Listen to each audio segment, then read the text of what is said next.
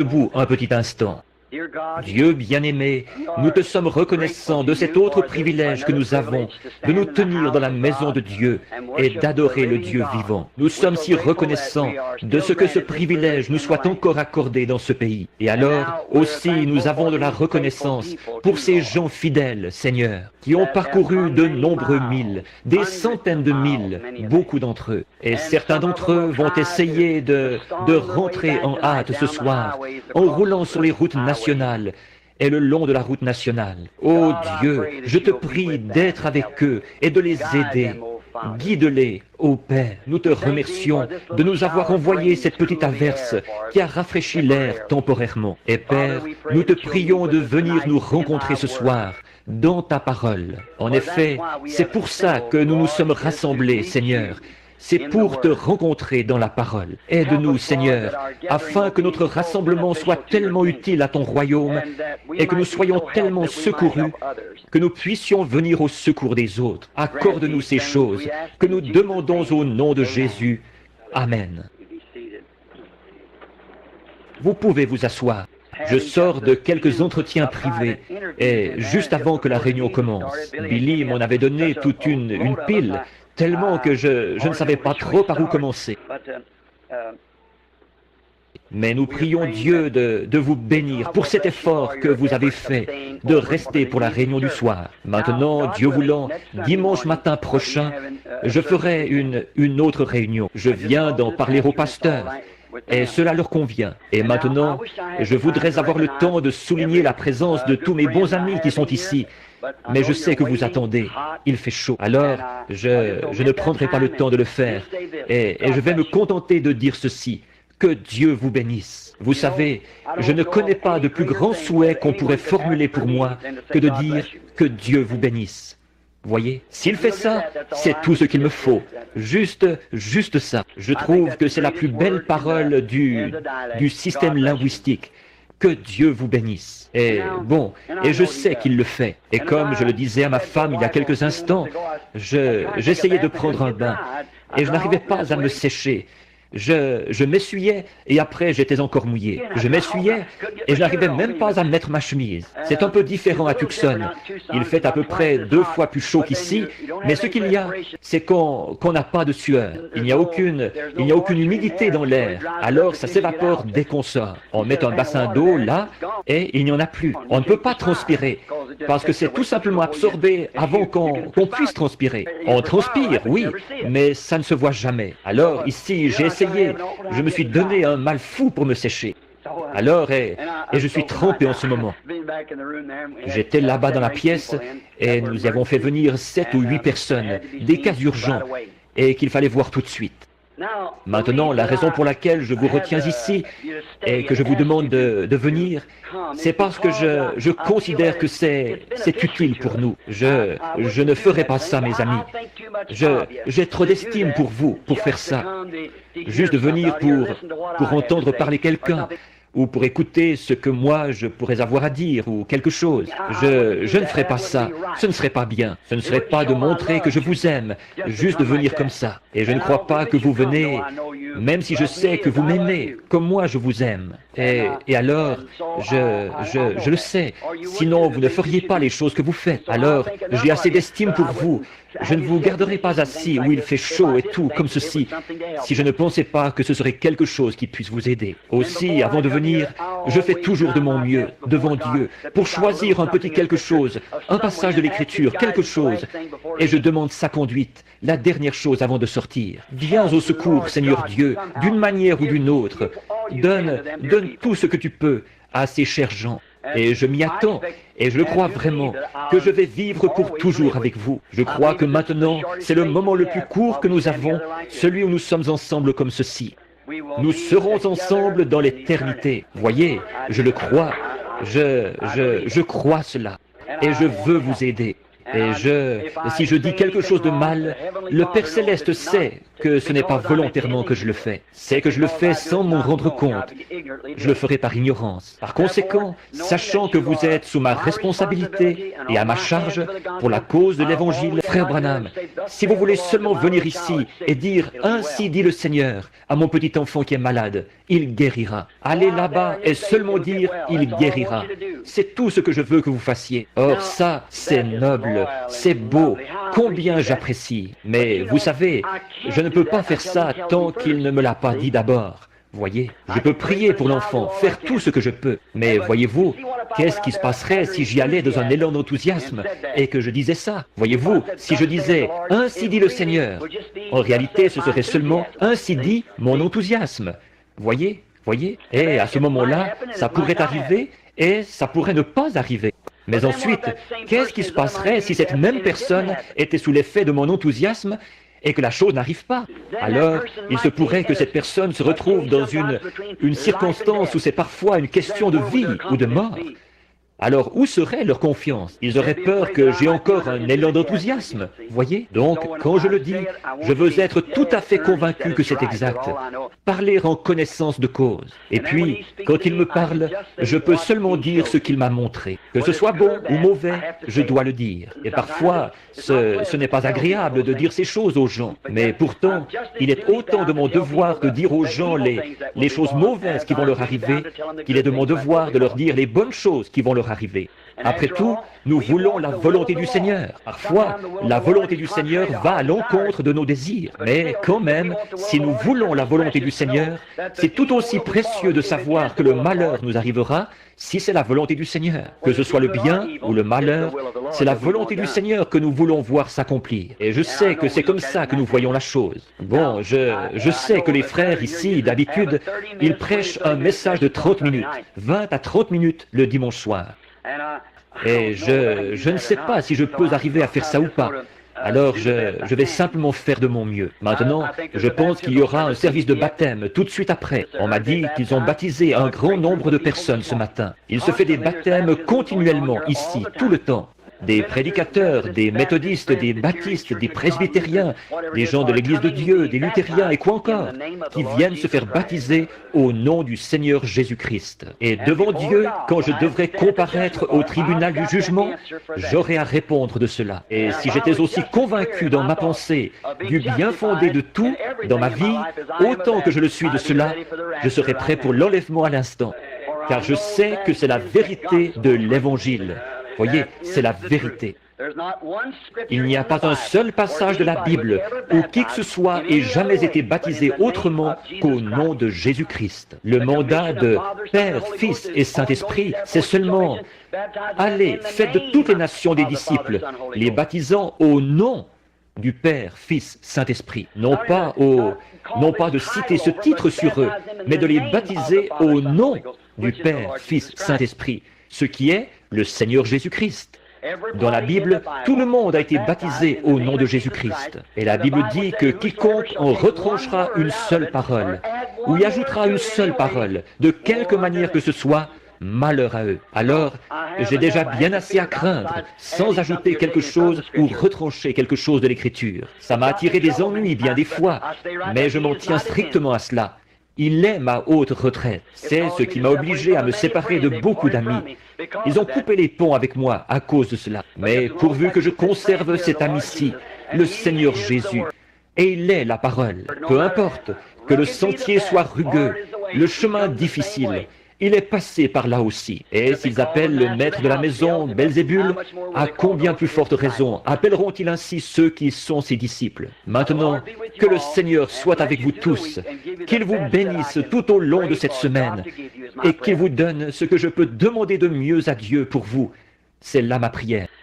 Maintenant, nous allons lire dans la précieuse parole. Et maintenant, souvenez-vous encore, mercredi soir, est-ce qu'il y aura réunion de prière au milieu de la semaine ou quelque chose? Lundi et mardi soir, il y aura réunion de prière dans un foyer.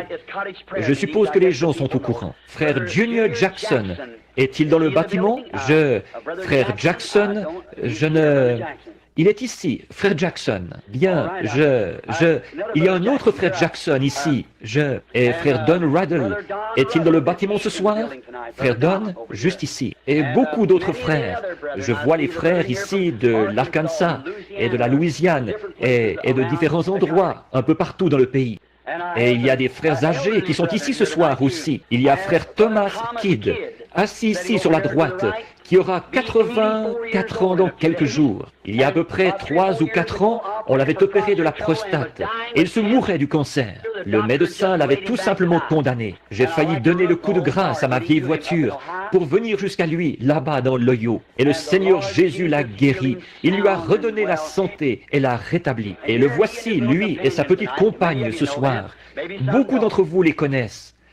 Peut-être que certains ne les connaissent pas, mais voici un homme et une femme qui prêchaient l'Évangile avant que je sois né. Pensez-y, et moi, je suis un vieil homme, voyez? Alors, je les regarde, et de voir qu'ils sont encore actifs, je reprends courage. Tous, nous connaissons frère Bill Dow, assis ici, au coin. Et oh, combien nous sommes reconnaissants de toutes les grandes bénédictions de Dieu. Puisse-t-elle continuer à être avec nous jusqu'à ce que cette dernière trompette sonne.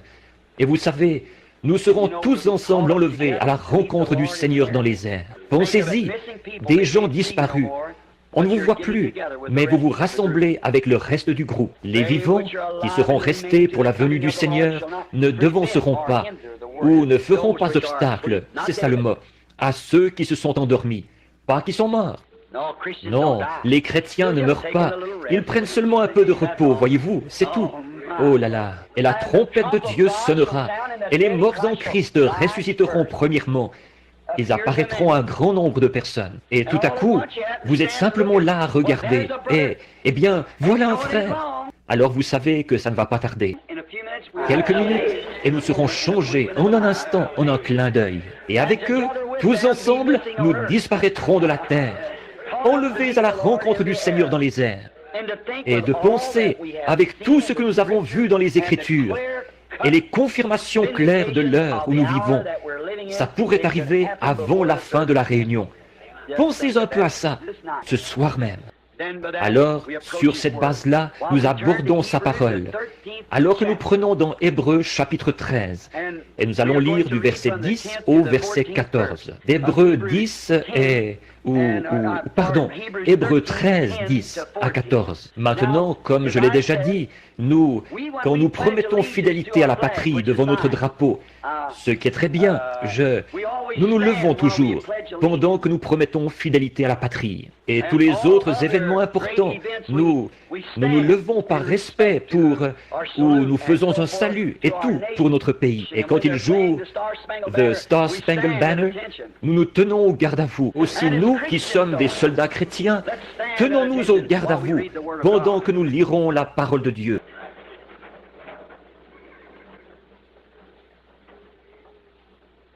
Écoutez attentivement la lecture de la parole. La raison pour laquelle j'aime la lire. Mes paroles pourraient faillir, mais pas les siennes. Alors, si je lis sa parole, seulement cela, vous serez bénis. Le verset 10 du chapitre 13 d'Hébreux. Nous avons un autel dont ceux qui font le service au tabernacle n'ont pas le pouvoir de manger. Les corps des animaux dont le sang est porté dans le sanctuaire par le souverain sacrificateur pour le péché sont brûlés hors du camp. C'est pour cela que Jésus aussi, afin de sanctifier le peuple par son propre sang, a souffert hors de la porte. Sortons donc pour aller à lui, hors du camp, en portant son opprobre, car nous n'avons point ici-bas de cité permanente, mais nous cherchons celle qui est à venir. Seigneur Dieu, toi qui es le responsable de cette parole, et qui est responsable de t'en être occupé tout au long des âges, pour voir à ce qu'elle parvienne jusqu'à nous sans mélange. C'est la pure parole de Dieu, vierge. Nous la chérissons tellement dans nos cœurs en ce moment. Romps ce texte, Seigneur, pour nous en donner le contexte ce soir, afin que nous, les enfants de l'homme, nous puissions comprendre ce que Dieu veut de nous, car nous le demandons au nom de Jésus. Amen.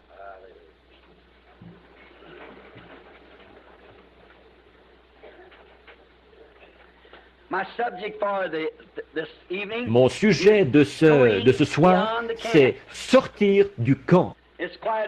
C'est quelque chose comme petit sujet, un peu bizarre. Mais vous savez, d'habitude, on trouve Dieu dans des choses bizarres. Le monde s'encroute tellement dans ses habitudes que tout ce qui sort de la tendance habituelle devient quelque chose de bizarre. Comme j'ai prêché ici il y a quelques jours, ici au tabernacle, sur le drôle d'oiseau. Le fermier est un drôle d'oiseau pour l'homme d'affaires est un drôle d'oiseau pour le fermier, le chrétien est un drôle d'oiseau pour l'incroyant, et ainsi de suite. Il faut bien être le fou de quelqu'un. Alors, tout ce qui sort de l'ordinaire, vous devenez un peu comme un fou par rapport à la tendance habituelle. Et c'est pourquoi le peuple de Dieu et ses prophètes et ses messagers au long de l'âge, qui ont porté son message qui venait de la parole, ils ont passé pour fous aux yeux de ceux de l'extérieur. Noé était un fou aux yeux de ce monde très intellectuel auquel il prêchait. Noé, certainement qu'il était un fou aux yeux de Pharaon. Il avait son pied sur le trône et ensuite il y a renoncé pour une bande de tripoteurs de boue. Voilà ce qu'il pensait. Et Jésus était un fou aux yeux des gens. Et tous les autres qui ont œuvré et vécu pour Dieu, ils ont passé pour fous. Ils ont été obligés de sortir du camp où ils étaient. De plus en plus, j'ai des raisons de croire que les gens ne parviennent pas jusqu'à Christ. Bon, je suis ici pour essayer d'aider par tous les moyens possibles et pour être aussi clair que possible dans ce que je vais vous énoncer. Et je vous demande de bien vouloir être patients avec moi. Comme je regarde et que je prêche d'un bout à l'autre du pays et que j'observe les gens, je suis tout à fait convaincu que les gens ne parviennent pas jusqu'à Christ. Et je crois que c'est l'ennemi qui met des bâtons dans les roues. En effet, la raison pour laquelle je crois ceci, ce n'est pas lui l'objet vers lequel ils ont été dirigés. Ils ont été dirigés soit vers un dogme, une doctrine, un parti, une expérience, une sensation, ou quelque chose comme ça, au lieu d'être dirigés vers Christ, la parole. C'est pour ça, je pense, que les gens font reposer leur destination éternelle sur un dogme quelconque ou sur une sensation quelconque. Par exemple, certains disent « J'ai dansé dans l'esprit, j'ai parlé en langue, j'ai senti du feu partout sur moi. » Savez-vous que toutes ces choses-là peuvent être imitées par le diable? Il n'y a qu'une seule chose qui ne peut pas imiter, c'est la parole. Pendant tous les coups, il est écrit la parole. Et je crois aujourd'hui que la raison pour laquelle les gens ne viennent pas à Christ, c'est parce qu'ils sont dirigés, beaucoup d'entre eux, vers une dénomination. Venez adhérer à notre Église, ou lisez notre catéchisme, ou croyez notre doctrine, ou un genre de système quelconque. On leur indique la mauvaise direction. Et leurs actions et la vie qu'ils mènent sans Christ prouvent par leur propre vie. C'est confirmé par cela même. Par exemple, je ne veux pas blesser qui que ce soit, mais en parcourant le pays dans tous les sens, j'ai condamné les cheveux courts chez les femmes. C'est la Bible. J'ai condamné le port des shorts chez les femmes, l'utilisation des produits de maquillage. Et à chaque année, c'est pire. On voit par là qu'il y a un autre doigt quelque part qui leur indique une autre direction. Elles ne parviennent pas jusqu'à Christ. Elles disent, nous faisons partie d'une église. Notre église ne... Ce que votre église croit, ça n'y change rien. Dieu a dit, c'est mal. Et si elles parvenaient vraiment jusqu'à Christ, elles arrêteraient de faire ça. Et ce n'est pas tout, mais l'homme prendrait position s'il parvenait jusqu'à Christ, et il s'opposerait à ces choses. Les maris ne permettraient pas à leurs femmes d'agir comme ça. Un vrai homme ne veut pas que sa femme agisse comme ça. Un jeune homme de la ville, ici, l'autre jour, a failli tuer 2 garçons. Ils étaient à un certain poste d'essence. Les gens de Jeffersonville, vous avez vu ça dans le journal. Voilà cette jeune fille qui se présente à un poste d'essence, avec presque rien sur le dos du tout. Et les 2 jeunes hommes qui étaient assis là ont passé un commentaire. Et le pompiste a failli tuer les 2 garçons. Il a été arrêté à cause de ça et poursuivi en justice. Le juge lui a demandé « Pourquoi avez-vous s'est-elle habillée comme ça ?» Il a dit, moi, je la trouve mignonne. Or, il y a quelque chose qui ne va pas chez cet homme-là. Peu m'importe qu'il soit même s'il est un pécheur, il y a quelque chose qui ne va pas chez lui.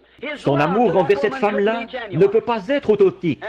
Et qu'il la laisse s'exhiber en appât pour les chiens comme ça. Il y a quelque chose qui ne va pas. Est-ce que les hommes n'ont encore jamais compris qu'ils pouvaient juger entre ce qui est bien et ce qui est mal? Avez-vous vu les nouveaux maillots de bain qu'ils ont sortis? Êtes-vous au courant de la prédiction que j'ai faite, que les femmes finiraient par en venir aux feuilles de figuier il y a 33 ans de ça?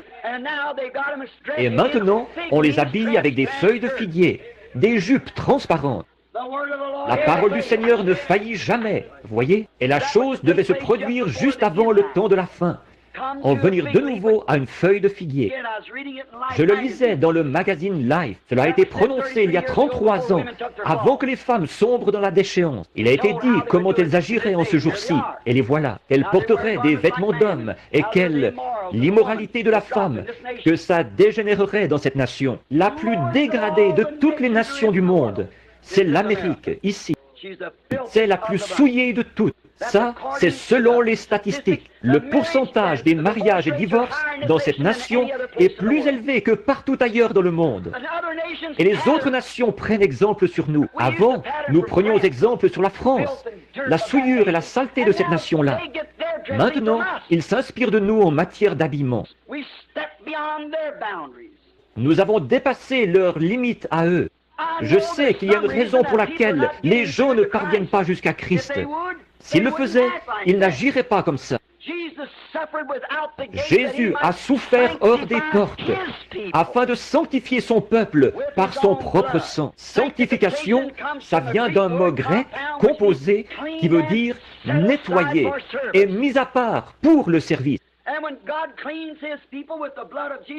Et quand Dieu nettoie son peuple par le sang de Jésus, il les nettoie de la souillure du monde et les met à part pour le service. C'est pour cela que Jésus aussi, afin de sanctifier le peuple par son propre sang, a souffert hors de la porte. Même les gens du plein évangile, ils sont retombés dans les ornières mêmes d'où ils étaient sortis. L'église pentecôtiste, comment était-elle il y a 40 ou 50 ans? Ils maudissaient, condamnaient et tournaient en dérision les églises dont ils étaient sortis. Ces dénominations-là, qu'est-ce qu'ils ont fait? Exactement comme un chien à ce qu'il a vomi et une truie à son bourbier. Ils sont retournés directement à l'endroit d'où ils avaient été tirés.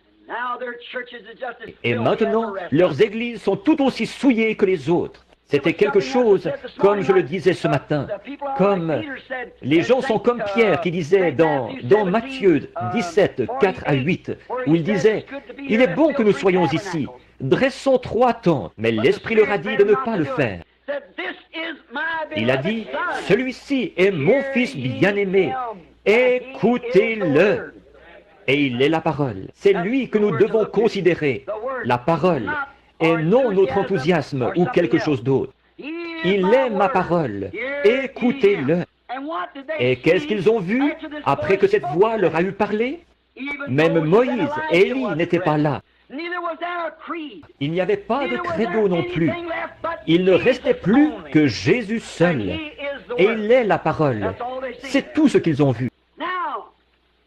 Donc, sortir hors du camp. Nous voyons que sur l'emplacement de leur camp, à l'occasion de cet événement glorieux, là-haut sur la montagne de la Transfiguration, que Pierre a appelé plus tard la Sainte Montagne, c'est là qu'il est venu les rencontrer. Or, je ne crois pas que l'apôtre voulait dire que la montagne était sainte. Il voulait dire qu'il y avait un Dieu saint sur la montagne. Ce n'est pas la Sainte Église. Ce ne sont pas les gens saints. C'est le Saint-Esprit dans les gens. Le Saint-Esprit est saint. Il est votre directeur et votre conducteur. Et nous voyons sur l'emplacement de ce petit camp, là-haut sur la montagne de la Transfiguration, quand ils ont reçu le mandat d'écouter, le seul mandat qu'ils ont reçu, c'était d'écouter la parole. Tout ce qu'ils ont vu, ce n'est pas un credo. Ils n'ont absolument rien vu d'autre que Jésus. Et il est la parole, faite chair. Comme c'est beau, le même camp, par rapport à celui qu'il y avait dans le Jardin d'Éden. Quand Dieu a fortifié son Église dans le Jardin d'Éden, son peuple, il y avait un seul mur derrière lequel il devait se retrancher. c'était la parole. Ils avaient un seul bouclier, une seule armure, une seule chose, parce que Dieu savait ce qui allait vaincre le diable, et c'est la parole. Jésus a fait la même chose. C'est la parole, il est écrit, et Satan a essayé de l'enrober, non pas de la citer, de la lui enrober. Et Jésus a dit, il est aussi écrit. Or, nous devons nous en tenir à cette parole. Et dans ce petit camp qu'ils avaient là, Pierre, Jacques et Jean, et Jésus, Moïse et Élie. Et dans leur camp, ils ont vu l'armée céleste, l'ombre ou la colonne de lumière suspendue dans cette nuée qui a transfiguré le Seigneur Jésus. Et au moment où ils étaient prêts à former une dénomination, une pour la loi et une pour les prophètes, et ainsi de suite, la voix dit, « Celui-ci est mon fils bien-aimé, écoutez-le. » Donc, le mandat qu'ils ont reçu, c'était exactement le même qu'en Éden. Tenez-vous-en à la parole. C'est ça, le camp de Dieu pour son peuple. Il semble qu'aujourd'hui, c'est un jour où les gens sortent des limites du camp. Dans tout, ils sortent des limites. Vous savez, il y a quelque temps, on m'a dit que maintenant ils ont un avion à réaction qui peut... C'est ce qui fait ce vacarme qu'on entend dans les environs, ce qui fait trembler les fenêtres. C'est quand l'avion a pris tellement de vitesse qu'il franchit son propre son, ce qu'on appelle le mur du son. Et quand il franchit le mur de son propre son, il n'y a presque aucune limite à ce qu'il peut faire. Je pense que nous tirons une leçon de là. Quand nous franchissons le mur de notre propre son pour entrer dans la parole de Dieu, alors il n'y a aucune limite à ce que Dieu peut faire avec un homme qui est prêt à sortir du camp de l'homme, j'entends. Maintenant, nous voyons là, sortir du camp, sortir de ceci. Je vois que Satan, lui aussi, il entraîne son peuple à sortir du camp de la raison, à sortir du camp du bon sens. Satan qui entraîne son peuple à sortir du camp de l'autre côté. Dieu qui entraîne son peuple à sortir du camp de cet autre côté, ici. Et Satan les a fait sortir du camp de la simple décence. Quand on en arrive au point où les gens, et qu'ils puissent se conduire et agir et s'en tirer en faisant les choses qu'ils font aujourd'hui, côté moralité. Je n'arrive pas à concevoir qu'un homme puisse exhiber sa femme, habillée comme ça, et ensuite claquer quelqu'un pour l'avoir insulté. Cela dépasse les limites du bon sens. Il devrait faire preuve de plus de jugement. Cela dépasse les limites de la simple décence. Où est le point d'arrêt? Vous qui avez mon âge, homme ou femme, je pourrais vous demander ceci. Qu'est-ce qui serait arrivé si ma mère ou votre mère, il y a une 50aine d'années, était sortie dans la rue en portant un de ces shorts ou un bikini ou le nom que vous donnez à ça? La police les aurait ramassés immédiatement et les aurait fait enfermer à l'hôpital psychiatrique. Une dame qui serait sortie de chez elle en sous-vêtements, elle devrait être à l'hôpital psychiatrique parce qu'il y a quelque chose qui ne va pas mentalement.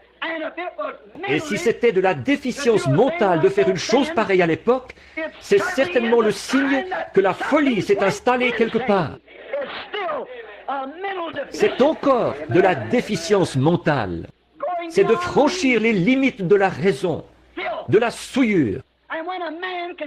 Et quand un homme peut fumer la cigarette, alors que les médecins lui prouvent que des milliers de gens meurent chaque année à cause de ça, et qu'il va quand même continuer à tirer des bouffées de cigarettes, on dirait bien qu'il y a quelque chose qui ne tourne pas rond mentalement chez cet homme-là. Et quand un homme est frappé d'une commotion mentale et qu'il n'arrive pas à reprendre ses sens, ses activités, il va passer tous les cabinets de médecins du pays pour trouver ce qui ne va pas chez lui.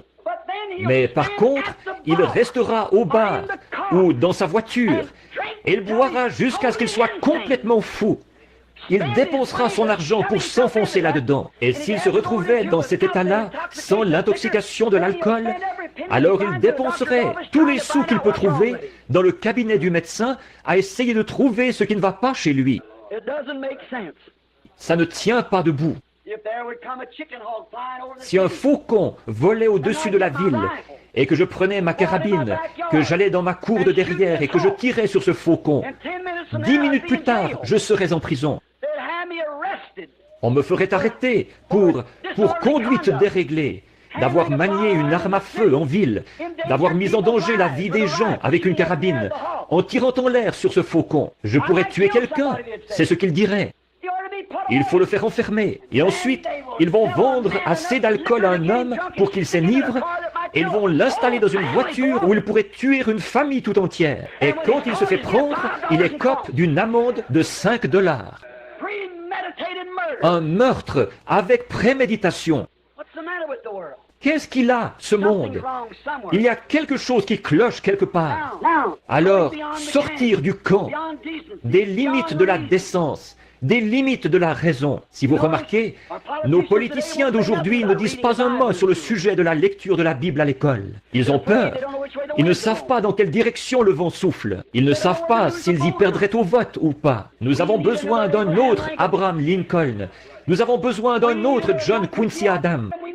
Nous avons besoin de quelqu'un qui va prendre position sans se préoccuper de la direction du vent et exprimer franchement ses convictions. Aujourd'hui, un prédicateur dénominationnel, vous aurez beau lui montrer dans la parole la vérité, il ne sait pas quoi faire. Il a peur de perdre son gagne-pain. Nous avons besoin d'hommes et de femmes aujourd'hui qui soient forts dans l'évangile.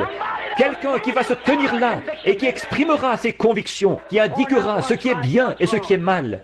Si c'est la parole de Dieu qui a raison, ou si c'est la dénomination qui a raison. Jésus a dit que toute parole d'homme soit un mensonge, et que la mienne soit la vérité.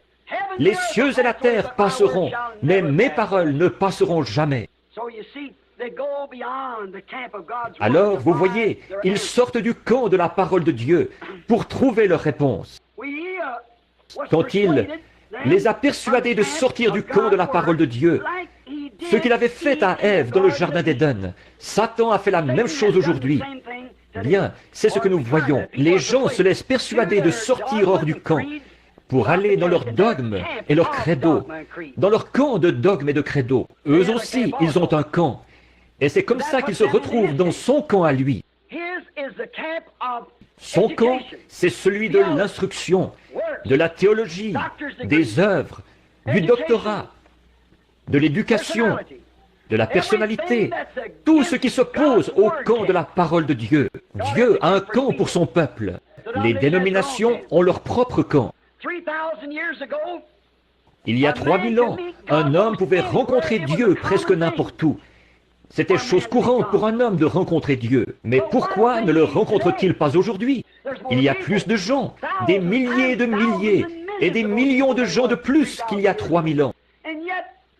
Et pourtant, Dieu est une espèce d'antiquité dont on a déjà parlé, de l'histoire ancienne. Les gens ne rencontrent pas Dieu en personne, comme ils le faisaient il y a bien des années. Comme je le disais, 3000, environ 3000 ans.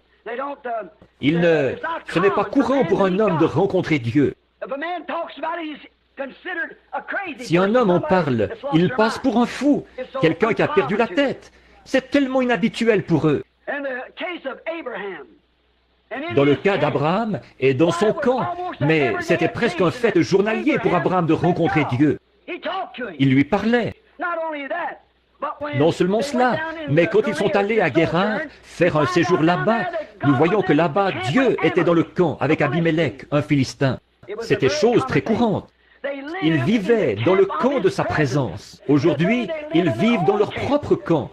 Et ils n'ont aucun rapport avec le camp de Dieu. Ils ne veulent avoir aucun rapport avec lui.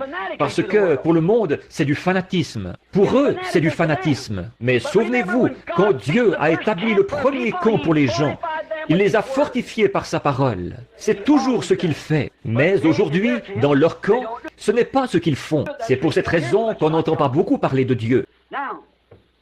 Or, je crois que le camp, Moïse par exemple, la façon dont il a rencontré Moïse dans le désert. Moïse avait un camp là-bas, où il faisait paître les brebis de son beau-père, Jéthro, derrière le désert. Et un jour, ce vieux berger de 80 ans, il a vu une lumière, une colonne de feu dans un buisson qui brûlait. Et il a rencontré Dieu, un homme qui fuyait Dieu. Le lendemain, Parfois, de rencontrer Dieu, ça vous fait faire des choses bizarres. Moïse, le lendemain, il était très bizarre. Il a fait asseoir sa femme à califourchon sur un mulet, avec un bébé sur la hanche, et avec sa longue barbe qui pendait, un bâton tordu à la main, il est parti en Égypte pour prendre le contrôle du pays. Ça, c'était vraiment ridicule à voir. Où vas-tu, Moïse? Je m'en vais en Égypte. Pourquoi? Pour prendre le contrôle. Il avait rencontré Dieu. Une invasion par un seul homme. Ça semblait vraiment très étrange. Mais ce qu'il y a, c'est qu'il a réussi. Parce qu'il avait rencontré Dieu. C'est comme une seule personne qui irait prendre le contrôle de la Russie. C'est tout ce qu'il faut, une seule personne dans la volonté de Dieu. Moïse était dans la volonté de Dieu. Et c'était un bâton tordu qu'il avait à la main. Pas une épée, un bâton. Les choses inhabituelles que Dieu fait. Mais souvenez-vous, Moïse a dû sortir du camp où il avait vécu pour accomplir ceci. En effet, il avait été là-bas avec toute une armée et il n'avait pas réussi. Avec toutes les armées de l'Égypte, il n'avait pas réussi. Mais un jour, Dieu l'a invité à venir dans son camp. Il a dit, « Qui es-tu » Il a dit, « Je suis celui qui suis. » Non pas « J'étais » ou « Je serai ». Au temps présent, je suis le Dieu d'Abraham, d'Isaac et de Jacob. J'ai entendu les cris du peuple et je me souviens de ma promesse. Et c'est le moment où elle doit s'accomplir. Je t'envoie, Moïse, avec ce bâton que tu as à la main. Qu'est-ce qu'il y a eu? Bon, les gens ont pensé qu'il était fou. Mais qu'est-ce qu'il avait fait? Il était sorti de son propre camp. Pharaon l'avait instruit pendant 40 ans dans le camp de l'école. Et il avait échoué. Et Dieu a mis un autre 40 ans pour sortir tout cela de lui. Toute son instruction et toute sa théologie, ce qu'il avait appris, il a fallu 40 ans pour faire sortir tout cela de lui. Et ensuite, Dieu l'a utilisé pendant 40 ans. Dieu a beaucoup de mal à préparer son homme. Mais vous voyez, il n'a jamais pu avoir l'emprise sur Moïse tant que Moïse n'est pas sorti de son propre camp, fait de main d'homme, sorti de la manière militaire de faire les choses et de la manière naturelle de faire les choses pour se tourner vers la manière surnaturelle de faire les choses. Ensuite, quand il est entré dans ce camp-là, Dieu a pu l'utiliser. Maintenant, nous voyons que dans ce désert, nous remarquons quand ils ont pris position et qu'ils sont sortis de l'Égypte pour entrer dans le camp de Dieu, ils sont sortis du camp des sacrificateurs et de tous ceux qui leur disaient « Vendez-vous comme esclaves pour le temps qu'il vous reste ». Quand Moïse, le prophète, est venu et qu'il a confirmé que la parole de Dieu était proche, que Dieu, qui avait fait la promesse, était là pour délivrer les gens. Ils sont sortis du camp où ils se trouvaient pour entrer dans le camp de la parole promise de Dieu de l'heure. Ils ont cru ce prophète-là parce que le signe, la confirmation, prouvait qu'il s'agissait précisément de la parole de Dieu. Et les choses qu'il a faites ont prouvé que c'était juste. Et la colonne de feu l'a suivi tout le long du trajet, prouvant qu'il s'agissait de la parole de Dieu. Or, dans ce camp, des miracles, des signes et des prodiges, il y en avait dans ce camp. Ils les ont fait sortir pour les emmener dans le désert. Ils ont quitté leur camp naturel. Ils ont quitté le camp de la boue. Ils ont quitté le camp fait de paille et de briques pour demeurer dans des tentes là-bas dans le désert où il n'y avait pas de grain ni rien d'autre. Parfois, Dieu nous demande de faire des choses qui, selon notre façon de penser, sont insensées. Et si jamais vous quittez le camp de votre propre raisonnement, c'est là que vous trouverez Dieu. Remarquez, quand ils sont partis dans le désert, il y a eu des miracles, des signes, quand ils sont passés dans ce camp-là. Maintenant, souvenez-vous, ils ont quitté le camp de l'Égypte et ils sont partis dans le désert avec le camp de Dieu. Comment savez-vous que ça l'était? Dieu avait dit, ton peuple séjournera pendant 400 ans. Mais je les ferai sortir par une main forte et je leur donnerai ce pays-ci. Et ils étaient en route en suivant une lumière confirmée, un prophète confirmé, avec des signes, des prodiges, démontrant que Dieu était dans le camp. Et ils étaient en route. Ils avaient une colonne de feu, ils avaient un prophète, ils avaient de la manne, ils avaient des eaux vives. Amen. Ils avaient changé de campement. Ils ont été obligés de le faire. Ils n'auraient pas pu voir ces choses en Égypte. Ils ont été obligés de changer de campement pour pouvoir voir le surnaturel. Et les gens d'aujourd'hui aussi, ils seront obligés de changer de camp, de sortir de ces dénominations qui disent « Les jours des miracles sont passés, le baptême du Saint-Esprit, ça n'existe pas. » Et tous ces passages de l'Écriture, là, c'est faux, c'est bon pour un autre âge. Vous serez obligés de changer de campement, de sortir de ce camp-là pour aller là où tout est possible. Toutes ces choses confirmaient sa présence dans le camp. Maintenant, remarquez, alors eux, ils avaient formé un camp fait de main d'hommes, de tradition et de credo, après la mort de Moïse. Et Dieu a traité avec les gens pendant de nombreuses années. Dieu n'est plus dans son camp, dans leur camp, parce qu'ils se sont formés un camp par leurs propres moyens. Souvenez-vous, quand ils ont été appelés à sortir de l'Égypte, Dieu leur avait fourni un prophète. Il leur avait fourni un agneau pour le sacrifice. Il leur avait fourni tout ce dont ils avaient besoin. Une parole, un signe, un miracle, un prophète pour les conduire, une expiation pour prendre soin d'eux, la colonne de feu pour les conduire. Et une fois arrivés dans le désert, ils n'étaient toujours pas satisfaits. Ils voulaient avoir quelque chose à faire eux-mêmes. La grâce avait fourni tout cela. Maintenant, ils voulaient avoir quelque chose à faire eux-mêmes pour pouvoir former une organisation, faire des histoires, se quereller, s'énerver. Qui allait être le souverain sacrificateur? Et qui serait ceci, cela ou autre chose. Un jour, Dieu a dit, « Moïse, sépare-toi du milieu de ces gens. » Et il les a simplement engloutis lors de la révolte de Corée. Maintenant, remarquez, tous ces signes et prodiges confirmaient sa présence. Ensuite, il s'est formé, l'homme s'est formé lui-même un camp de credo et de tradition, pas le camp de Dieu, de sa parole, un camp à eux. Il a été obligé de se retirer, car il est la parole. Il ne peut pas rester où les gens reçoivent un enseignement qui n'est pas dans cette parole. Dieu ne peut pas rester dans le camp. Il ne peut pas, il ne l'a jamais fait. Il doit rester précisément là où se trouve sa parole. Ensuite, quand il a été obligé de quitter ce camp-là, de tout ce groupe de gens qu'il avait fait sortir de l'Égypte, il est demeuré uniquement avec ses prophètes, à qui sa parole est venue. La parole est venue aux prophètes pour confirmer l'heure. Il demeurait avec les prophètes et il révélait aux prophètes, comme il prononçait la malédiction sur les gens et prononçait la malédiction sur la chose. Et Dieu leur enseignait ses commandements et comment il fallait vivre. Et les gens s'y opposaient toujours. Et ils persécutaient le prophète. Et ils finissaient par le lapider ou le scier en morceaux pour s'en débarrasser. Jésus a dit, « Lequel des prophètes vos pères n'ont-ils pas assassiné? Lequel d'entre eux?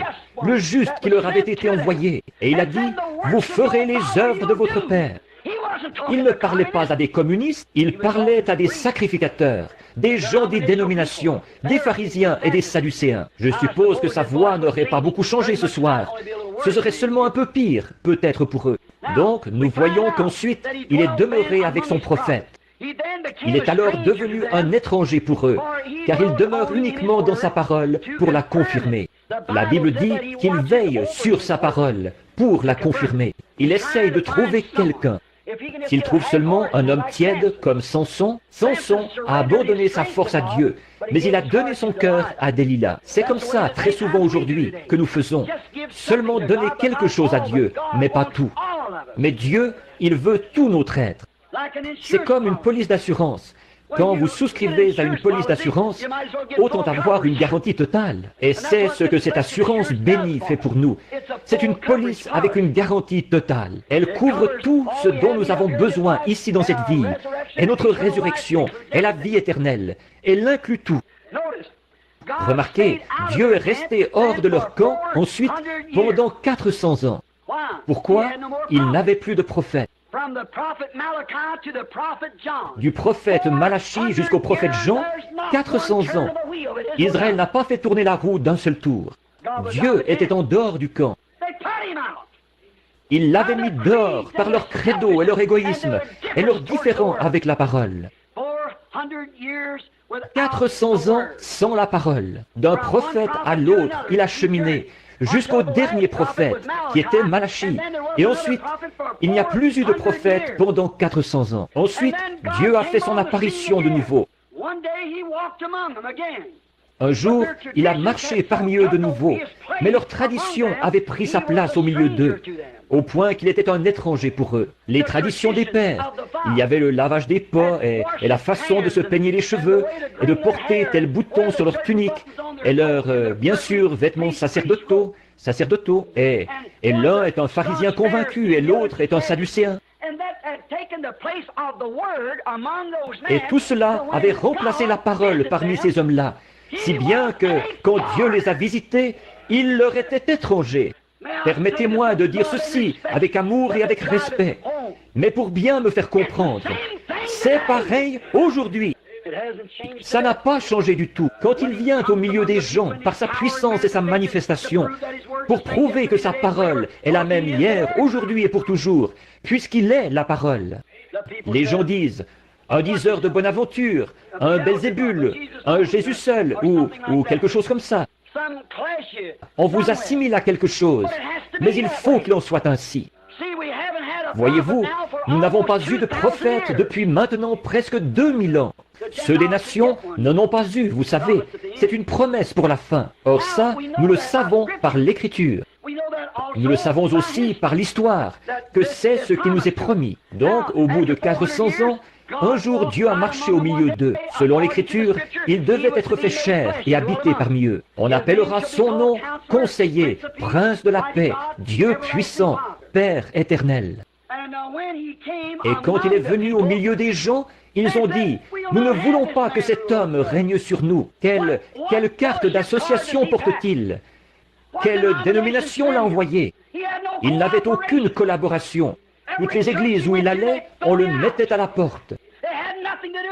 Il n'avait rien à voir avec lui, parce qu'il n'était pas l'un d'entre eux. Et ce qui est arrivé à cette époque arrive de même maintenant. La Bible dit que l'église de Laodicée le mettrait dehors, et il frappait, cherchant à entrer. Il y a quelque chose qui ne va pas quelque part. Maintenant, pourquoi? Ils avaient formé leur propre camp. S'ils avaient connu la parole, ils auraient su qui il était. Jésus a dit, si vous sondez les Écritures, parce que vous pensez avoir en elles la vie éternelle, ce sont elles qui vous déclarent qui je suis. C'est ce que dit l'Écriture. Alors, elles rendent témoignage de moi. Et si je ne fais pas les œuvres qu'il avait été promis que je ferais, si je ne fais pas les œuvres que mon Père, la parole, au commencement était la parole, et la parole était avec Dieu, et la parole était Dieu, et la parole a été faite chair, et elle a habité parmi nous. Or, si je suis cette personne-là, sondez les Écritures et voyez ce que je suis censé faire. Et si je ne remplis pas les conditions requises, si mes œuvres, les œuvres dont la parole rend témoignage, par lesquelles le Père rend témoignage de moi, si elles ne confirment pas qui je suis, alors je suis dans l'erreur. C'est exact. Si vous ne pouvez pas me croire, croyez la parole, il a dit. Les œuvres que la parole produit. Voyez-vous, il était un étranger parmi eux. Ils ne l'ont pas reconnu. Nous n'aurons rien à voir avec ce personnage. Il n'est qu'un curieux personnage qui est né là-bas, quelque part dans une étable. Il croyait que sa mère avait eu ce bébé avant qu'il naisse, ou avant qu'il avait eu ce bébé, qu'il était un enfant illégitime plutôt. Et puis, qu'avant que le bébé naisse, elle était allée se marier avec Joseph. Il avait fait ça rien que pour lui éviter d'être noirci, sa réputation. Et il est devenu une espèce de curieux personnage, parce qu'il était un enfant illégitime. Et c'est pour ça qu'il était comme ça. Et quand il est arrivé, qu'est-ce qu'il a fait? Il a démoli leur credo, renversé leur table, les a chassés du lieu à coups de fouet. Et il a dit, il est écrit. Amen. Avec ça, ils auraient dû savoir qui il était. Il est écrit. Eh bien, ils ne voulaient avoir aucun rapport avec un personnage comme celui-là. Mais tout au fond de leur cœur, ils savaient qui il était, car Nicodème l'a déclaré ouvertement. Rabbi, nous les pharisiens, nous savons que tu es un docteur venu de Dieu, car personne ne peut faire les choses que tu fais si Dieu n'est avec lui. Alors, pourquoi ne le confessait-il pas? C'est parce que leur camp avait établi sa frontière, ce qui lui fermait l'accès au camp, ce qui empêchait quiconque de sortir pour aller vers lui. Ils avaient leur propre camp. Il est venu de nuit quand la porte, en fait, était fermée. Mais il a vu que c'était possible pour lui de le rencontrer quand même. Oui, c'est pareil maintenant. Il est devenu un inconnu, un étranger. Ils n'y comprennent rien. Pourquoi y aurait-il ceci et pourquoi y aurait-il cela? Alors que la parole elle-même rend témoignage de ceci. C'est exactement ce qui est censé être fait en ce jour. Nous en avons parlé, et maintes fois, mais c'est la vérité. Pour eux, dans leur camp, il était un fanatique, un violateur de leur tradition, un trouble-fête dans leurs églises. En fait, rien qu'un diseur de Bonaventure, un spirit, ce qu'on appelle Belzébul. Voilà ce qu'il était. Et je crois que s'il venait au milieu de nous aujourd'hui, il serait la même chose pour nous. En effet, nous avons une tradition, nous avons une dénomination. Nous n'arrivons même pas à nous entendre entre nous. Pourquoi? Il n'y a qu'un lieu où les hommes arrivent à s'entendre. C'est sous le sang versé. Et le sang a été versé comme germe de vie pour féconder cette semence, la parole. Sans cela, nos barrières dénominationnelles vont toujours tenir les gens éloignés. Mais il serait un étranger aujourd'hui. On dirait la même chose de lui. On agirait envers lui. On l'expulserait du camp. Et saviez-vous, la même Bible qui dit qu'il serait abandonné des hommes, hommes de douleur, habitués à la souffrance, et qu'ils ont rejeté. Et nous l'avons considéré comme frappé et humilié par Dieu. L'Écriture même qui déclarait cela, qui s'était crié dans son chant, « Mon Dieu, pourquoi m'as-tu abandonné? Tous mes os, ils me regardent.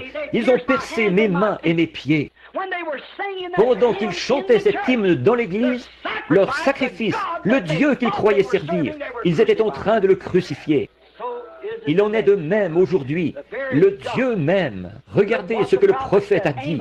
Amos, quand il est arrivé à Samarie, il a plissé ses petits yeux, quand il est monté là et qu'il a vu cette ville remplie de péchés, des femmes couchées dans la rue avec des hommes, une Amérique contemporaine. Quand il l'a parcouru du regard, il a plissé les yeux. Il n'avait personne pour le parrainer. Il n'avait pas de carte d'association. C'est Dieu qui l'avait envoyé. Les gens allaient-ils écouter son message? Non, ils n'allaient pas l'écouter. Mais il a prophétisé et il a dit, le Dieu même que vous prétendez servir vous détruira. Et je dis au nom de Jésus-Christ, le Dieu même que cette nation qui prétend être une nation religieuse, le Dieu même qu'ils prétendent servir, les détruira dans leur iniquité. Il exterminera toutes les dénominations de la face de la terre, ceux qu'ils prétendent servir. Donc remarquez, il les a réprimandés et ils l'ont expulsé de leur camp. Jésus a souffert hors du camp. Ils l'ont expulsé du camp, à l'extérieur, bien au-delà des limites de leur camp. Nous voyons que la Bible dit qu'en ce dernier jour, dans cet âge de Laodicée, il ferait la même chose. On les expulserait du camp. Maintenant, observez ce qu'il dit de faire, maintenant pour conclure. Expulser du camp, là où on brûlait les sacrifices. C'était l'endroit tout indiqué pour lui. Il était le sacrifice. Maintenant, frères, sœurs, savez-vous que chacun de vous, vous devez vous sacrifier? Vous devez être le sacrifice de Dieu? Sacrifiez les choses du monde, sacrifiez vos propres plaisirs dans ce monde, sacrifiez les choses du monde. Savez-vous pour quelle raison les gens ne veulent pas le faire? Vous savez, un mouton n'a qu'une seule chose à offrir, c'est sa laine. Et bon, il ne lui est pas demandé de produire ou de fabriquer de la laine cette année. Il lui est demandé de porter de la laine. Il ne nous est pas demandé de fabriquer quelque chose. Il nous est demandé de porter le fruit de l'esprit, c'est-à-dire que ce qu'il y a à l'intérieur du mouton, ce qu'il est à l'intérieur, c'est ce qui produit la laine à l'extérieur. Et quand un homme a Christ à l'intérieur, c'est ce qui le rend semblable à Christ à l'extérieur. Ce n'est pas quelque chose d'artificiel, de fabriqué. Eh bien, nous voyons qu'à ce moment-là, quand Christ revient, comment est-ce qu'on le traite? Exactement comme au commencement. Il en a toujours été ainsi. Alors, il les a tellement réprimandés qu'ils les ont expulsés de son camp. Et ils l'ont traité comme un pécheur. Et effectivement, il est devenu péché pour nous. Maintenant, après des centaines d'années, oui, presque 2000 ans, il a visité leur camp de nouveau, conformément à sa parole promise, qui disait qu'il le ferait au dernier jour. Il a visité le camp de nouveau. Il a visité le camp pour manifester cette parole aujourd'hui, tout comme il a visité à cette époque-là et qu'il l'a fait à l'époque de Moïse. Ce n'était pas Moïse qui faisait ces choses. Moïse était un homme, c'était Christ. Considérez Joseph, sa vie, aimé de son père, haï de ses frères parce qu'il était un voyant. Et ils l'ont haï sans raison. C'était leur seule raison de le haïr. Un type parfait d'aujourd'hui, tout à fait. L'Église, de nouveau, ils haïssent ce qui est spirituel. Et nous voyons qu'il a été vendu pour presque 30 pièces d'argent. On le pensait mort. Il a été sorti de là et mis en prison, comme Jésus l'a été sur la croix. Un homme a été perdu et un homme a été sauvé. Et il a été retiré de là pour aller à la droite de Pharaon. C'est exactement ce qui est arrivé à Jésus. Il y a eu David qui a passé dans les rues en pleurant, un roi rejeté. Et il s'est assis sur la montagne en pleurant sur Jérusalem. Ce n'était pas David, le fils de David, quelques centaines d'années plus tard, s'est assis sur la même colline et il a pleuré parce qu'il était rejeté comme roi parmi son propre peuple. C'est Christ toujours. Et aujourd'hui, alors qu'il est prophétisé que Christ doit venir dans le camp, savez-vous ce qui s'est passé? Il arrivera exactement ce qui est arrivé à l'époque. Il faut que ce soit comme ça pour accomplir ce que la parole ici promet qu'il fera. Maintenant, souvenez-vous, Christ était là dans l'âge de Noé. C'était Christ, Jésus-Christ le même hier, aujourd'hui et pour toujours. La parole de l'heure, rejetée, remarquée. Et sa prophétie d'Apocalypse 3, trouvant qu'il est venu en ce dernier jour, comme il avait prophétisé qu'il allait venir en ce dernier jour. Et dans quel état qu'il trouvait l'église de Laodicée? Riche, n'a besoin de rien, et assise en reine, et ne connaît pas de chagrin. Et on l'a expulsé de l'église. On n'avait pas besoin de lui. Il est sorti hors du camp de nouveau. Mais ce qu'il y a, c'est qu'elle ne savait pas qu'elle était nue, aveugle et misérable. Elle ne le savait pas. De nouveau, s'il revenait de nouveau, exactement tel qu'à l'époque, il réprimanderait toutes les femmes qui portent des shorts. Il réprimanderait toutes les femmes aux cheveux coupés, tous les visages fardés, tous les hommes qui s'abaisseraient au point de permettre à leurs femmes de faire ces choses. Il le ferait encore. Il démolirait aussi toutes les dénominations qui existent et détruirait tous les credos qu'on aurait. Croyez-vous qu'il le ferait? Certainement qu'il le ferait. C'est exact. Qu'est-ce qu'il ferait de lui?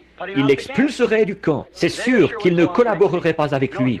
Non, monsieur. Maintenant, nous le retrouvons en ce jour-ci, comme la Bible a dit qu'il le serait, expulsé du camp. En effet, il demeure toujours le même, la parole, le même hier, aujourd'hui et pour toujours. Ils ne veulent pas de lui.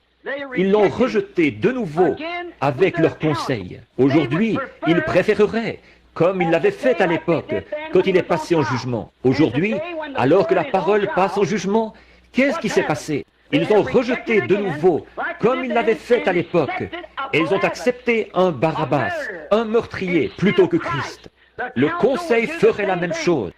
Et aujourd'hui, parce qu'ils ont rejeté la parole et la confirmation parfaite de l'heure, ils se sont vendus et ils ont préféré un Barabbas, le Conseil mondial des églises, un meurtrier de la parole. Il renie sa parole, renie son baptême, renie sa puissance, renie ses signes. Et encore une fois, par un credo, une tradition, de porter son col tourné vers l'arrière et tout. En se forgeant des credos et tout, ils essayent par des bonnes œuvres. Ils n'avaient pas été destinés à la vie au départ. Ils n'avaient rien en eux pour croire. Celui qui me connaît mon Père. Et comme le Père m'a envoyé, moi aussi je vous envoie. Le Dieu qui a envoyé Jésus a accompagné Jésus. Il était en lui. Et le Jésus qui vous envoie vous accompagne. Il est en vous. Celui qui croit en moi fera aussi les œuvres que je fais. Allez par tout le monde et prêchez l'évangile à toute la création.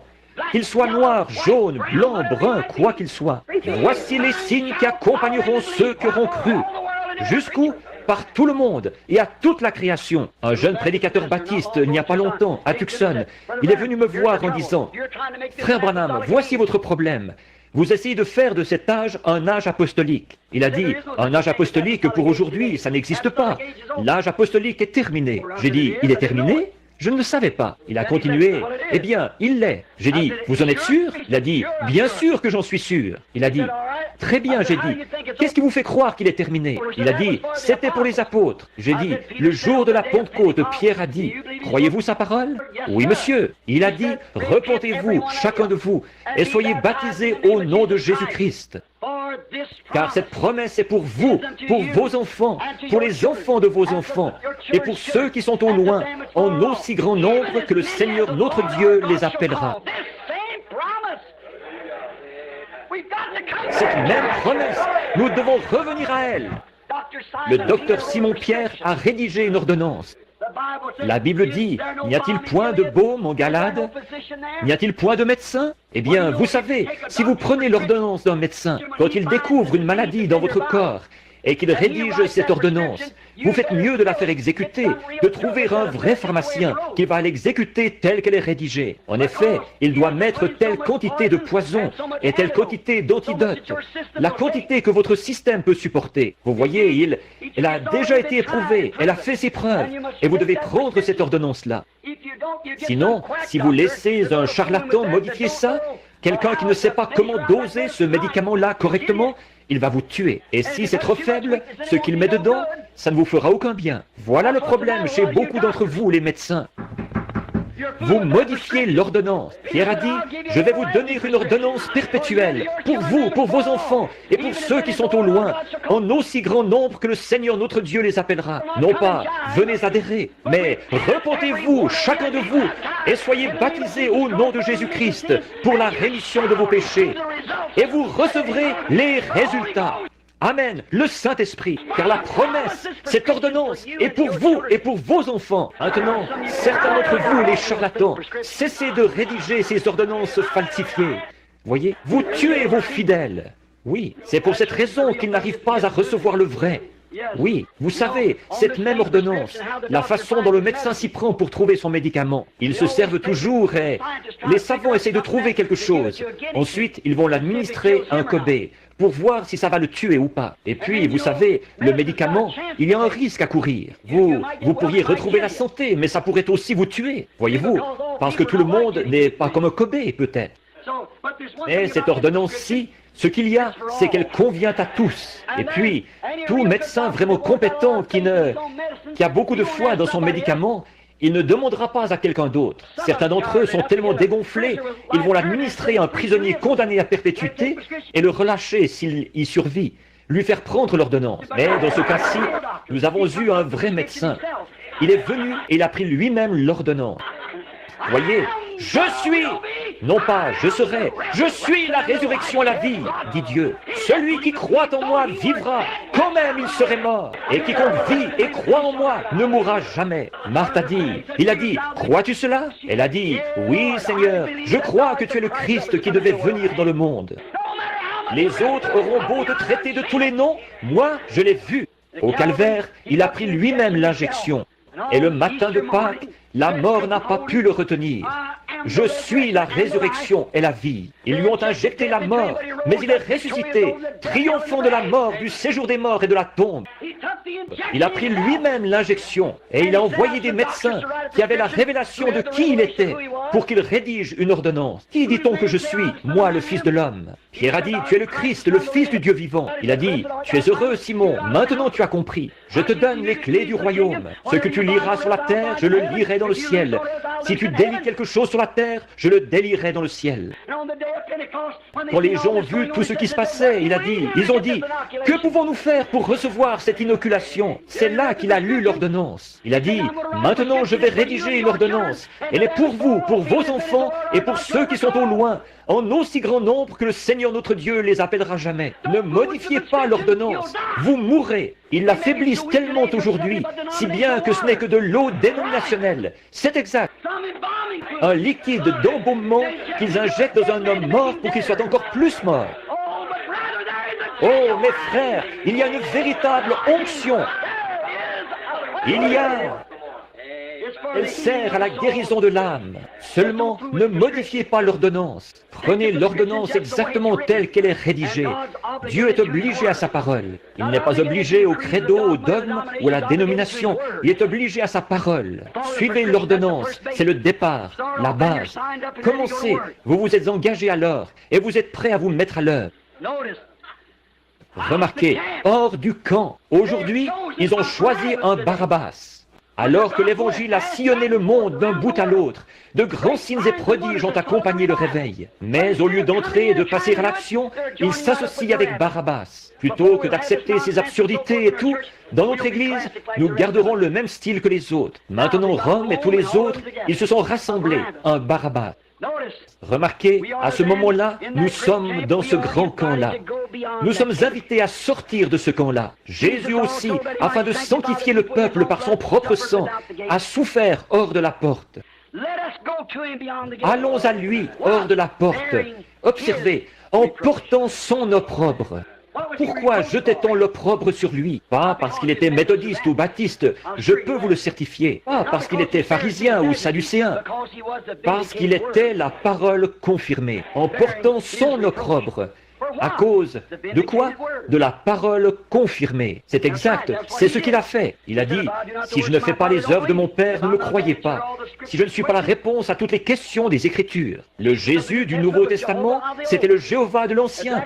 Tout à fait exact. Je crois, comme je vous le disais ici, il y a quelque temps, ou quelque part à une réunion, ce n'était peut-être pas ici. Le Jéhovah de l'Ancien Testament est le Jésus du Nouveau. Vous vous souvenez quand j'étais à la chasse à l'écureuil ce matin-là, et qu'il y a eu ces 3 grandes tiges-là, qui ont tout abouti au même endroit là-bas, sur la montagne. J'étais là à regarder ça. Je me suis approché et j'ai enlevé mon chapeau. J'ai déposé ma carabine, je suis monté. Et une voix qui a secoué les bois a dit, « Le Jésus du Nouveau Testament est le Jéhovah de l'Ancien. Reste fidèle. » Aussi, un peu plus bas, c'est là que les écureuils étaient apparus. Alors qu'ils avaient été créés. Alors qu'il n'y en avait aucun là. Voyez, c'est la vérité, ça. Voyez, c'est la vérité. Alors Dieu, devant qui je me tiens, sait que c'est la vérité. C'est exact, c'est la vérité. Au Kentucky même, et il y a des gens assis ici même ce soir qui étaient présents, que c'est arrivé de nouveau. La même chose, oui, nous savons que c'est la vérité. Le Jésus de l'Ancien Testament, comme quand les Chinois ont commencé à s'installer ici, ils ne savaient ni lire ni écrire notre langue, mais c'étaient de très bons blanchisseurs. Alors on allait à la blanchisserie chinoise. Ils se procuraient simplement des petites étiquettes toutes blanches. Ils ne pouvaient pas lire quoi que ce soit. Et ils savaient que s'il écrivait quelque chose, vous ne pourriez pas le lire. Alors, quand vous vous présentiez là, ils prenaient simplement ce petit bout de papier blanc, quelque chose un peu comme ceci, disons ici, et le déchiraient d'une certaine manière, comme ça. Bon, il vous remettait un bout de papier et il gardait l'autre bout de papier. Ensuite, quand vous retourniez chercher votre linge, il disait « Montrez-moi votre bout de papier ». Il les prenait, s'ils correspondaient, ça y était. Vos vêtements sales, vous les repreniez nettoyés. Et Jésus a correspondu à chaque prophétie, chaque facette du Jéhovah de l'Ancien Testament, c'est le Jésus du Nouveau. Il a correspondu en tout point. Permettez-moi de dire ceci, avec la crainte de Dieu et avec respect, mais avec amour, mais avec sincérité, en sachant à quoi m'en tenir. Le message de cette heure a correspondu en tout point à ce que la Bible avait annoncé pour cette heure. Maintenant, si vous avez des vêtements sales, apportez-les. Oui, avez-vous été lavé dans le sang de l'agneau? Remarquez, en portant son opprobre, parce qu'il était la parole confirmée. C'était comme ça à l'époque, c'est pareil maintenant. Il est le même hier, aujourd'hui et pour toujours. Hébreux 13, 12 et 13. Nous voyons Hébreux 8, 13, 8 aussi. En portant sa honte de l'Évangile. En portant son nom, il a dit « Je suis venu au nom de mon Père ». Le nom du Père, qu'est-ce que c'est? Il est venu au nom de son Père. Il a dit « Je suis venu au nom de mon Père et vous ne m'avez pas reçu ». Eh bien, le nom du Père, qu'est-ce que c'est? Vous devriez le savoir, je pense. Voyez? En portant l'opprobre de la parole. Elle était toujours emportée hors de leur camp. Ils la mettaient à la porte. On rira et on se moquera de vous. Et aujourd'hui, alors que, quand j'ai commencé à parcourir le pays, je ne parle pas de moi, je vous en prie, n'allez pas penser que c'est quelque chose de personnel. Mais mon temps est écoulé et j'ai une dizaine de pages ici. Vous pouvez voir ce qu'il reste ici, voyez? Voyez? Bon, de mes notes. Mais écoutez, au début, en commençant, avez-vous remarqué Jésus au début, quand il a commandé, venez chez nous, venez nous prêcher. Mais un jour, il s'est assis devant eux et il a dit, si vous ne mangez la chair du Fils de l'homme, et si vous ne buvez son sang, vous n'avez point la vie en vous-même. Qu'est-ce que vous pensez que les docteurs et les intellectuels de la foule se sont dit? Cet homme est un vampire. Voyez, il veut qu'on boive du sang humain. C'est trop pour nous, ça. Éloignez-vous de lui. Les sacrificateurs disaient qu'il était fou. Je le crois. Et la Bible dit qu'ils sont partis. Il avait aussi avec lui 70 prédicateurs qui avaient été ordonnés. Il a dit, je ne peux pas les garder avec moi. Alors, il a tourné les yeux vers eux, il a dit, que direz-vous quand vous verrez le Fils de l'homme monter au ciel, d'où il est venu? Or, il n'a jamais expliqué ces choses-là. Il les a simplement laissées telles quelles. Voyez, ils ont dit, Fils de l'homme? Quoi? Nous mangeons avec cet homme. Nous pêchons avec lui. Nous nous étendons sur le rivage avec lui. Nous avons vu le berceau dans lequel il a été bercé. Nous connaissons sa mère, nous connaissons son frère. Qui peut recevoir une chose comme celle-là? Et la Bible dit, il n'allait plus avec lui. Ensuite, il s'est tourné vers Pierre et les autres. Il a dit, j'en ai choisi 12. Vous 12, des milliers qu'il avait, il en est maintenant à 12. Il a dit, j'en ai choisi 12, et l'un de vous est le diable. Je le savais dès le commencement. Il a dit, maintenant, voulez-vous aller avec eux? Il n'avait pas à dorloter et à chouchouter et je te prendrai comme diacre si tu acceptes d'adhérer à mon église. Voyez, ce n'était pas son intérêt personnel qu'il cherchait. Il ne l'a même jamais expliqué. Les disciples non plus, ils ne pouvaient pas l'expliquer. Mais si vous vous souvenez, il venait de leur dire, « Je vous connaissais avant la fondation du monde. Je vous ai destiné à recevoir la joie avec moi. » Voyez, voilà ce que c'était avant la fondation du monde.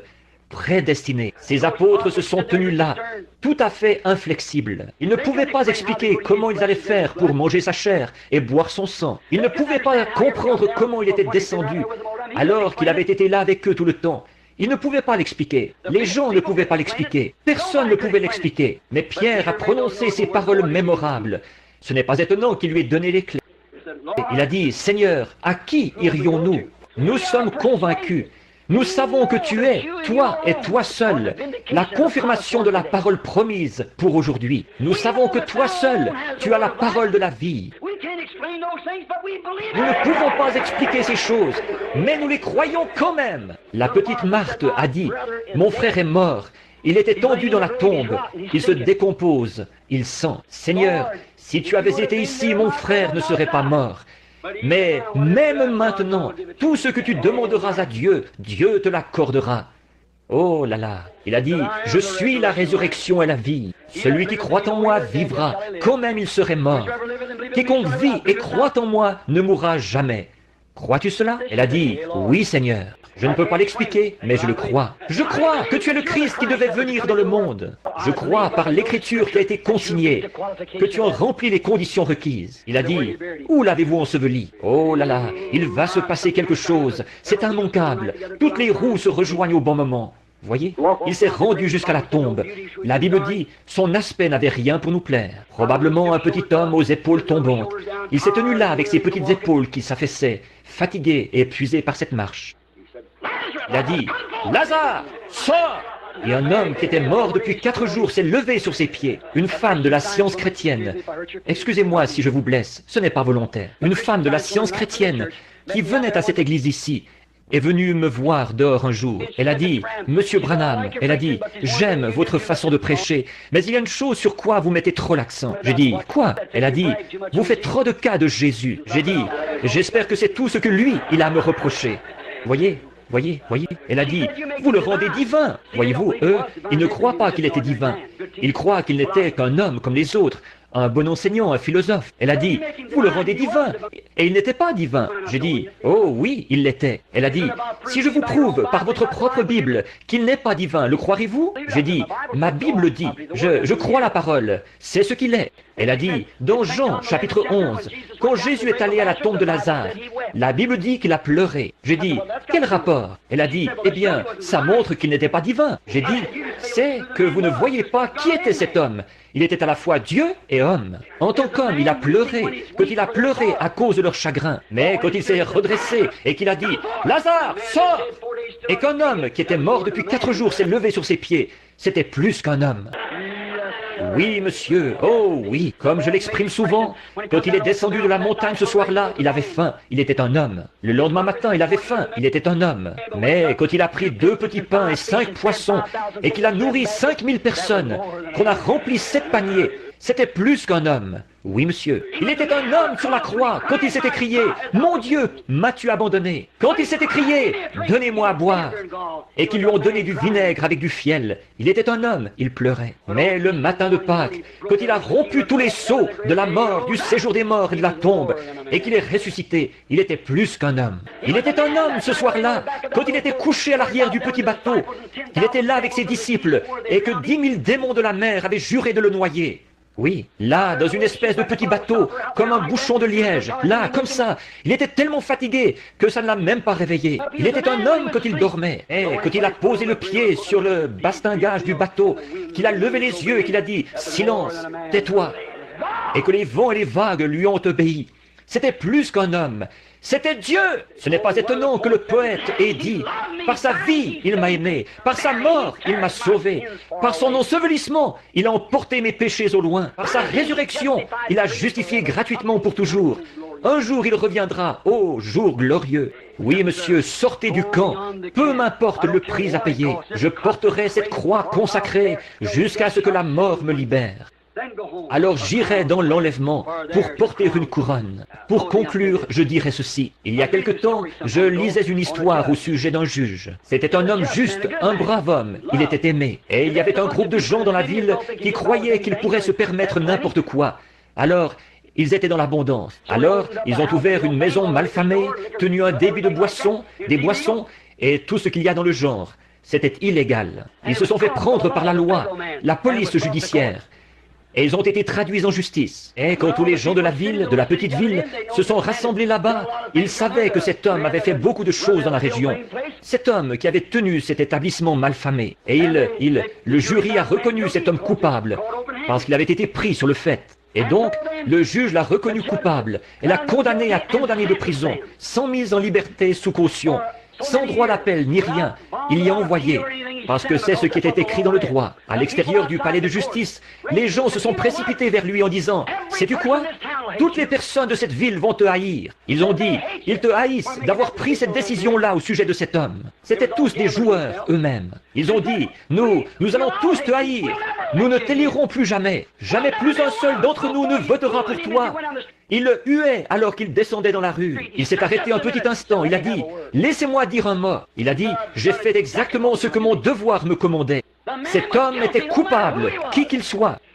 Il fallait que je prononce une sentence contre lui, selon la loi que j'ai juré de faire observer. Il a dit « Tu es haï dans cette ville. » Il a dit « Mais je suis beaucoup aimé chez nous par les miens. » Nous pourrions penser la même chose, si vous me permettez l'expression. J'ai défendu ce pourquoi j'ai été sauvé. Faire observer la parole de Dieu. Je sais que les dénominations me haïssent à cause des choses que je dis, mais je suis beaucoup aimé dans sa maison, parmi son peuple. Prions. Seigneur Jésus, il se peut que nous soyons haïs du monde, mais nous sommes aimés du Père. Aide-nous, Dieu bien-aimé. Aide ces gens, afin que chacun d'eux, Seigneur, que tes bénédictions reposent sur eux. Que nous sortions du camp maintenant, que nous sortions de notre propre façon de penser, que nous agissions en fonction de la pensée de Dieu. La Bible dit ceci, que la pensée qui était en Christ soit en vous. Alors, pensons ces pensées à lui, et non selon notre propre façon de penser, parce que la plupart du temps nous sommes dans l'erreur. Alors, pour être sûr que ce soit sa pensée qui repose en nous, et sa pensée, c'était de faire la volonté du Père, et la volonté du Père, c'est sa parole promise. Sortons du camp ce soir, Seigneur, et allons trouver Jésus. Nous ne le trouverons jamais en adhérant à l'Église. Nous ne le trouverons jamais en serrant la main à un certain prédicateur ou en signant un credo ou une promesse que nous faisons d'aller à l'école du dimanche tant de jours dans l'année et tout. Nous le trouverons uniquement dans la parole, parce qu'il est la parole. Et comme nous voyons la promesse de ce jour-ci, qu'il serait hors du camp, expulsé de nouveau. Maintenant, sortons du camp, prêts à porter son opprobre. Haï de ce monde, mais aimé de celui qui nous a invités à venir dans le camp. Accorde-le, Seigneur. S'il y en a ici qui ne le connaissent pas et qui ne sont jamais sortis du camp de l'affiliation à une certaine église, pourtant vous faites profession d'être chrétien, mais quand vous dites « ces choses, je crois qu'elles sont pour une autre époque », cela montre que ce ne peut pas être le Saint-Esprit. Comment un homme qui est rempli du Saint-Esprit pourrait-il jamais se faire baptiser en utilisant le nom de Père, Fils, Saint-Esprit? Alors que Paul, le grand apôtre, a dit « Si un ange descend du ciel », vous l'avez peut-être fait à un moment donné, par ignorance. Ces gens-là l'avaient fait par ignorance, dans Acte 19. Mais il a dit « Un ange qui prêche quoi que ce soit d'autre, qu'il soit anathème. » Comment pouvez-vous accepter un credo ou un isme, telle ou telle chose, alors que la Bible dit « La promesse est pour vous ». Cette même chose-là, le vrai baptême du Saint-Esprit. Comment le Saint-Esprit, qui a écrit la parole, peut-il être en vous à renier la parole? Comment peut-il renier, alors que le Saint-Esprit lui-même a dit, si qui que ce soit ajoute une seule parole à ceci, ou en retranche quoi que ce soit, je retrancherai sa part du livre de vie. Alors, comment le Saint-Esprit peut-il retrancher quoi que ce soit à la parole, ou ajouter quoi que ce soit à la parole? Mon ami, soit ici ou dans le monde invisible où ira cette bande, invisible pour nous en ce moment, que ceci pénètre profondément dans votre cœur, après le message d'enseignement de ce matin, en voyant où nous en sommes. Si vous n'avez encore jamais accepté cette ordonnance dont j'ai parlé tout à l'heure, ne voulez-vous pas la recevoir? Nous sommes ici pour faire tout ce que nous pouvons pour vous, afin de vous aider. Je suis seulement un témoin. Je fais seulement de la propagande. Comme nous avons à Louisville en ce moment le Congrès démocrate du Kentucky. Ils sont en train de bâtir la plateforme électorale de leur candidat. Moi aussi, je bâtis une plateforme pour mon Seigneur. Ne voulez-vous pas le recevoir ce soir? Qu'il soit à vous, avec nos têtes inclinées et nos cœurs aussi en ce moment. Voulez-vous simplement lever vos mains et dire à Dieu, « Pas à moi, je ne suis qu'un homme. » Levez vos mains vers Dieu et dire, « Oh Dieu, sois miséricordieux envers moi. Je veux réellement toutes ces choses dont on m'a parlé. Je veux sortir du camp. On dira ce qu'on voudra, ça m'est égal. Que Dieu vous bénisse. Oh, regardez les mains, regardez les mains. Je veux sortir hors du camp. Peu importe le prix qu'il me faudra payer, je prendrai ma croix et je la porterai chaque jour. Je sortirai du camp. Peu importe ce que les gens diront de moi. Je veux le suivre hors du camp. Je suis prêt à y aller. Père Céleste, tu as vu ces mains. Peut-être 100 personnes ou plus dans le bâtiment ont levé la main. Seigneur, il y a quelque chose qui est près d'eux en ce moment. Une autre personne, la personne de Christ, celui qui est invisible à l'œil naturel. Et c'est lui qui les a poussés à prendre une décision. Dans leur propre vie, ils savent, quand ils se regardent dans la glace, ils voient qu'il leur manque quelque chose. Et ils veulent que leur vie soit façonnée selon la promesse de Dieu. Et ils ont levé la main avec une sincérité profonde. Aide-les, Seigneur, à venir à la grande porte ce soir de la bergerie. Puissent-ils entrer gentiment et humblement? Accorde-le. Ils sont à toi, Seigneur. Parle à leur cœur. Ils n'auraient pas pu prendre cette décision-là. Ils n'auraient pas pu lever la main sans qu'il y ait eu quelque chose de surnaturel. Cela montre qu'il y a une vie là, quelque part. En effet, selon la science, la pesanteur nous empêcherait de lever les mains. Mais il y a quelque chose qui les a frappés, leur faisant défier la loi de la pesanteur et lever la main vers le Créateur qui les a amenés ici. Oui, je veux aller jusqu'au bout. Je veux sortir du camp ce soir. Seigneur, le baptistère est prêt pour la première démarche après la repentance. Ensuite, c'est d'être baptisé, avec une promesse de recevoir le Saint-Esprit. En ces derniers jours, un appel à revenir à la foi originelle, l'ordonnance originelle. Nous voyons trop de gens qui sont éloignés de Christ, qui se meurent pour avoir pris ces autres ordonnances, faites de main d'homme. Elles peuvent faire très bien l'affaire dans leur dénomination, mais Seigneur, je veux ton ordonnance à toi. C'est toi notre médecin. Il y a un médecin, il y a un baume en Galade. Il y a un médecin qui est ici ce soir pour guérir toutes les âmes qui sont malades à cause du péché, pour guérir tous les êtres physiques, grand médecin de tous les âges, grand créateur des cieux et de la terre. Viens maintenant, s'il te plaît, au milieu de nous et parle-nous, au nom de Jésus-Christ. Pendant que chacun prie dans son cœur, Seigneur Jésus, aide-moi en ce moment. Et si vous n'avez jamais été baptisé et que vous êtes convaincu, je n'ai pas prêché sur le baptême, mais que vous êtes convaincu que vous devriez vous faire baptiser du baptême chrétien, la seule manière dont tout chrétien. Qu'est-ce qui se passerait si vous arriviez là-bas, baptisé d'une autre manière? Alors que ce même Jésus a dit, celui qui retranchera une seule parole, ou ajoutera une seule parole, la part de celui-là sera retranchée du livre de vie. Jésus l'a dit, et il a dit, toutes les Écritures sont inspirées et doivent s'accomplir. Maintenant, vous savez ce qu'il en est. Qu'est-ce que vous allez en faire? Si vous avez seulement eu une sensation ou quelque chose, je crois aux sensations. Si vous avez seulement dansé dans l'esprit, parlé en langue, ça aussi j'y crois. Mais si vous n'êtes pas allé plus loin et que l'esprit que vous avez en vous vous dit de ne pas suivre la parole, alors que vous savez qu'elle est juste, il y a quelque chose qui ne va pas avec cet esprit-là. Ce n'est pas le Saint-Esprit, c'est impossible. Voyez-vous, il identifierait sa propre parole. Ça, vous le savez. Préparez à venir maintenant pendant que nous prions. Jésus de Nazareth, approche-toi maintenant et parle à chaque cœur. Je te les confie. Puisse-t-il être? Toutes ces mains, ce sont des trophées du message, Seigneur, venant de toi et de ta grande et auguste présence qui est avec nous en ce moment. Et sensible à l'esprit peut détecter que tu es ici. Cette impressionnante atmosphère sacrée, accorde-le, Seigneur, à l'instant, au nom de Jésus-Christ. avec nos têtes inclinées. S'il y a des hommes ici qui voudraient se faire baptiser au nom de Jésus-Christ, qui veulent se repentir, qui veulent rechercher le baptême de l'Esprit, il y a une pièce disponible à ma gauche. Pour les femmes, c'est à droite. Il y aura quelqu'un là pour vous donner des directives. Il y a des vêtements de baptême prêts, tout. Maintenant, pendant que nous gardons la tête inclinée en chantant. I can hear my